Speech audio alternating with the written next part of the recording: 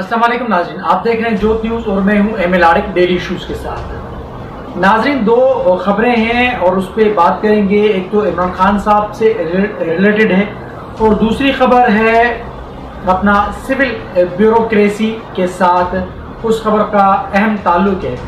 तो दोनों खबरें बड़ी अहम हैं। इमरान खान साहब की भी जो ये खबर है वो भी बड़ी अहमियत का हामिल है, अहमियत की हामिल है। और दूसरा जो एक नोटिफिकेशन जो सिविल ब्यूरोक्रेसी से रिलेटेड है उसके मुतल्लिक बात करते हैं कि उस नोटिफिकेशन की वजह से क्या होने वाला है और क्या होगा, और इमरान खान साहब से मंसूब जो खबर है जो आप तक अभी पहुंचाऊंगा मैं, क्या कल होने वाला है, बल्कि आज ही क्या होने वाला है, क्योंकि मैं ये रिकॉर्डिंग कर रहा हूँ अभी तकरीबन रात के 2 बज रहे हैं, लेकिन आज यानी क्या होने वाला है। तो चलते हैं, बात शुरू करते हैं।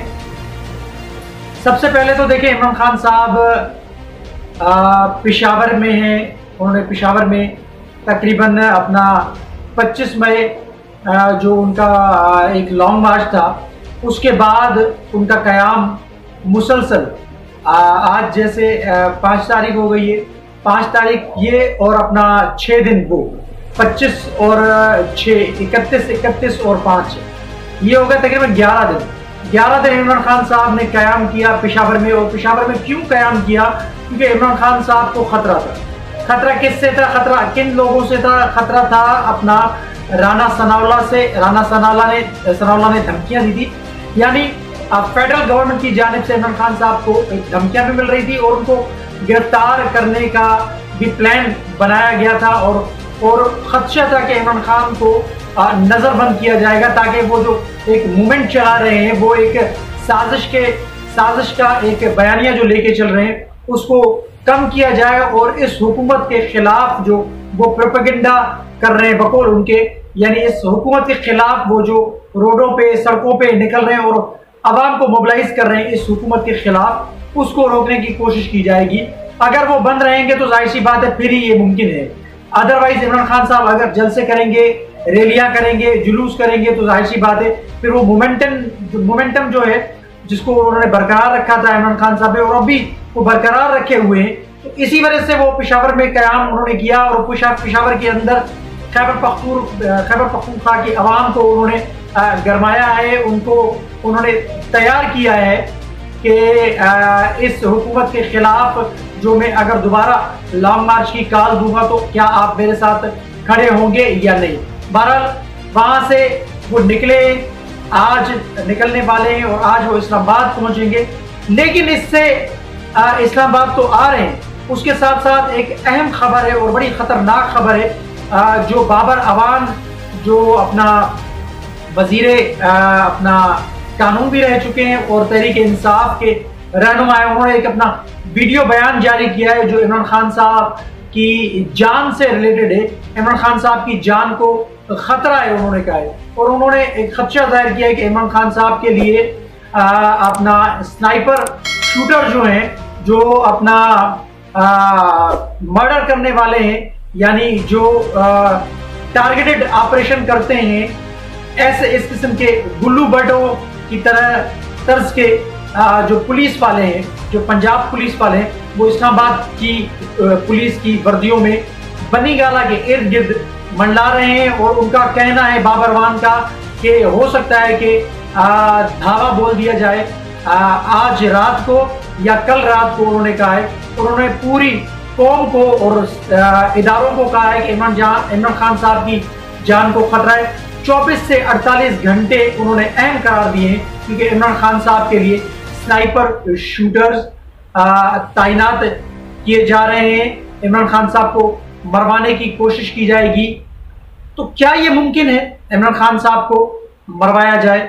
लेकिन मुमकिन हो भी सकता है, क्योंकि अगर हम माजी देखते हैं सियासतदानों का, जो भी जिसने भी सच बोला है और जिसने भी यानी आंखें दिखाई हैं या आंखों में आंखें मिलाने की कोशिश की है मुख्तलिफ हलकों के साथ, या एक बहुत बड़े जो सुपर पावर जो अपने आप को कहलाते हैं, यानी अमेरिका को ले लें मसलन जुल्फिकार अली भुट्टो का केस आपके सामने, इसमें कोई शक नहीं। जुल्फिकार अली भुट्टो को किस तरीके से फंसाया गया। हालांकि जुल्फिकार अली भुट्टो का जुडिशियल मर्डर किया गया, जो अभी साबित हुआ था।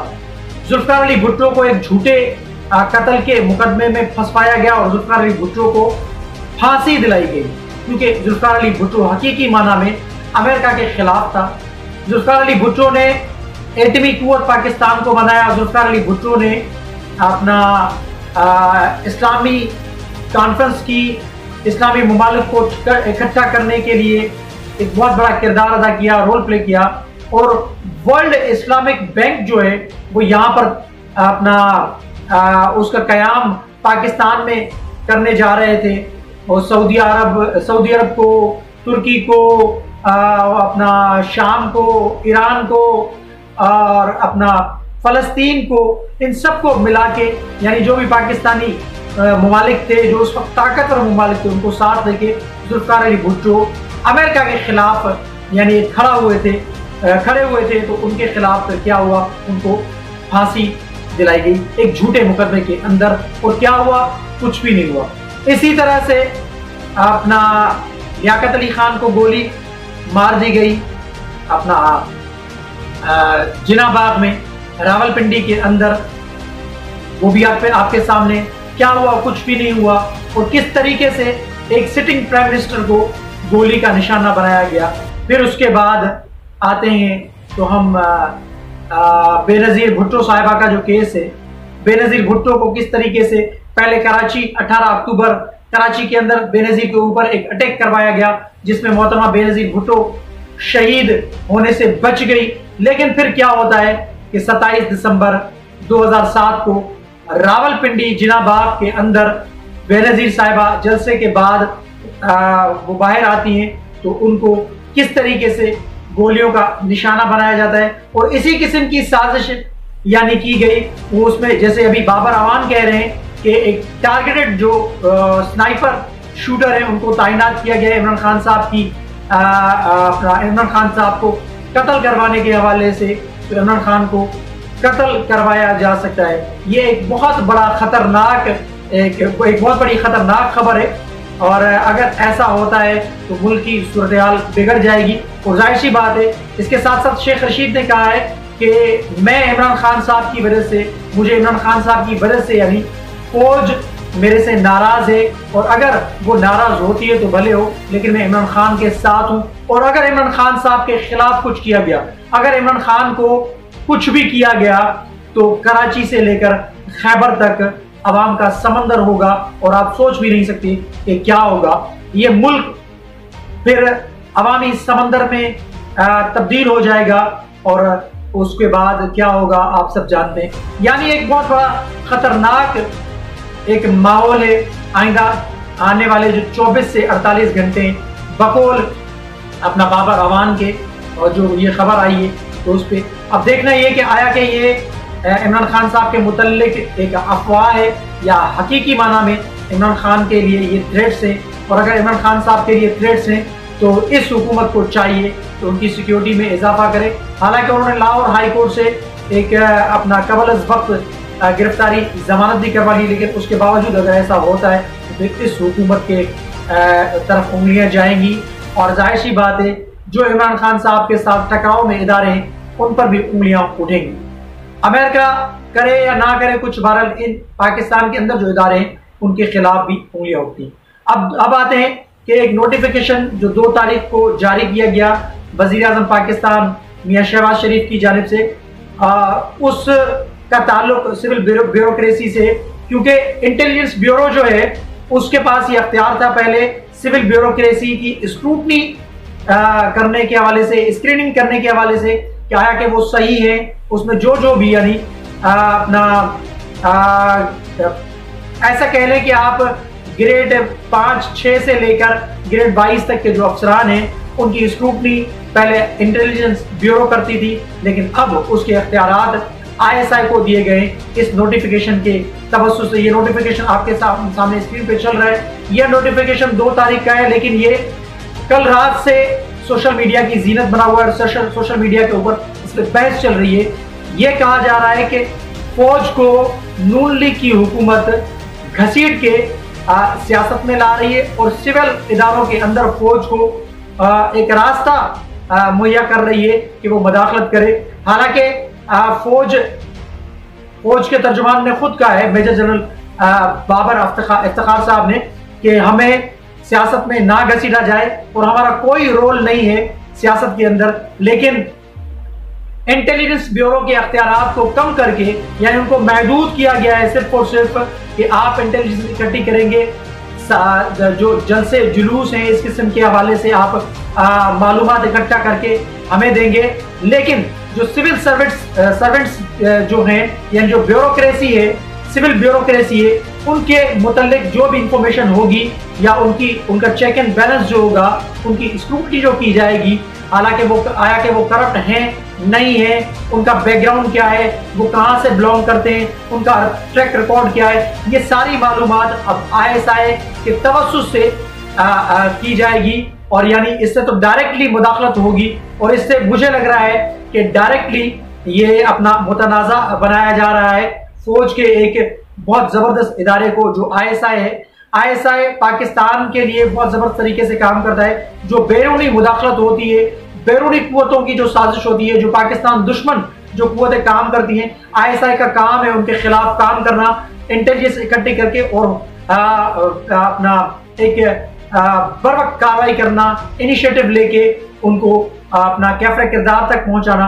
तो ये सिविल ब्यूरोक्रेसी के अंदर अगर ISI का किरदार हो जाएगा तो ये कई सवालात उठाएगा, जैसे कि कल रात से ये सवालात उठ रहे। अपना फरतुल्लाह बाबर साहब का भी ये ट्वीट चल रहा है। ये फरतुल्लाह बाबर साहब कह रहे हैं कि हम इस कोलिशन गवर्नमेंट के पार्टनर है, लेकिन हमसे कोई मशवरा नहीं किया गया है, और ये किस तरीके से किया गया है कि हमें एतमाद में नहीं लिया गया है, और हम इसको किसी सूरत काबिल कबूल नहीं करेंगे, क्योंकि ये सिविल ब्यूरोक्रेसी के अंदर मुदाखलत होगी, और इस नोटिफिकेशन को चैलेंज करके हम इसको वापस भी करा सकते हैं, और हमें आगाह नहीं किया गया। इसी नोटिफिकेशन के जारी होने के बाद मियां नवाज शरीफ साहब भी बरम हो गए हैं मियां शहबाज शरीफ के ऊपर कि आपने ये क्या कर दिया है और ये किसके कहने पे किया।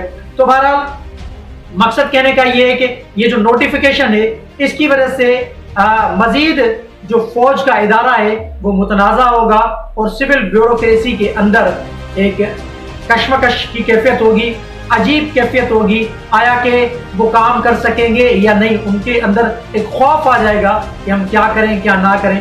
तो जैसे इमरान खान साहब की हुकूमत आई थी तो नेब ने कार्रवाइयाँ शुरू कर दी थी, तो उस वक्त भी नेब के हवाले से या FIA के हवाले से सिविल ब्यूरोक्रेसी के अंदर एक अपना अजीब कैफियत थी। उनको वो काम नहीं कर रहे थे, उन्होंने अपना खुद ही इस्तीफे लिख के दे दिए थे प्रोविंशियल गवर्नमेंट्स को या फेडरल गवर्नमेंट्स को कि हम काम नहीं कर सकते, क्योंकि उनको तंग किया जाता था।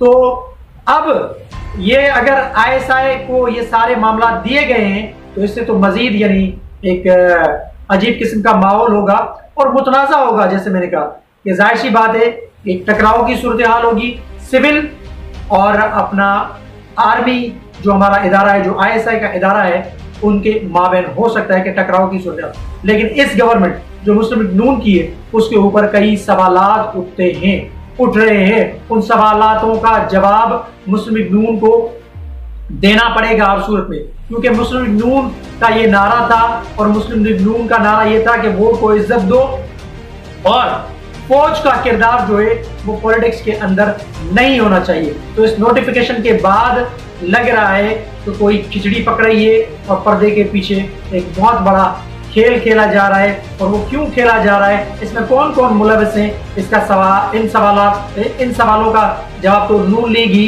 दे सकती है, या वजीर आजम मियां शहबाज शरीफ साहब दे सकते हैं। तो कमेंट सेक्शन में अपनी राय का इजहार जरूर कीजिएगा। तब तक के लिए अल्लाह हाफ़िज़।